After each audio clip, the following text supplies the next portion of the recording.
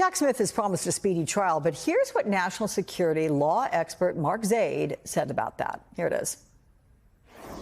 I think the legal strategy of the Trump team is going to be to delay to get this past the 2024 election. There will be a lot of pretrial motions, particularly in the classified sphere.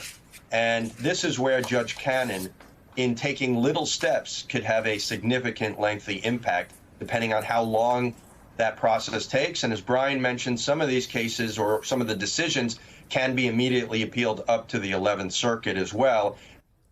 Give me a sense, Renato, what's realistic? Is it the speediest possible trial versus the non-speediest possible trial? How do you see it?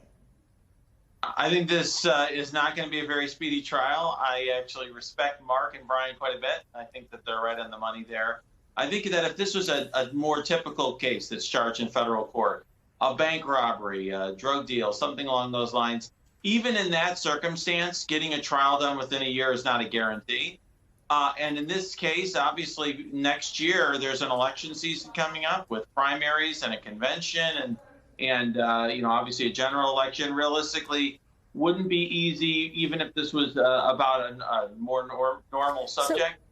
The fact it's about national security makes it harder. So give me your sense of what the best possible scenario is for a starting point and ending point, realistically.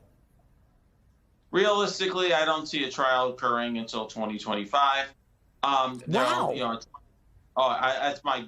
would be, assuming the Trump team is not eager to move forward to trial, assuming they're going to do, as Mark and Brian suggested in your clip, that they're going to be filing motions, which under the law that's applicable here, they will get an immediate interlocutory appeal. They're not going to have to wait till the end to appeal all those issues.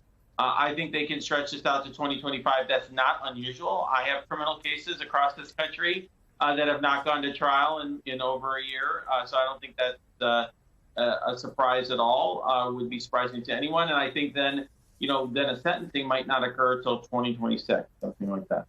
Rebecca, that time frame, what do you think? Do you agree?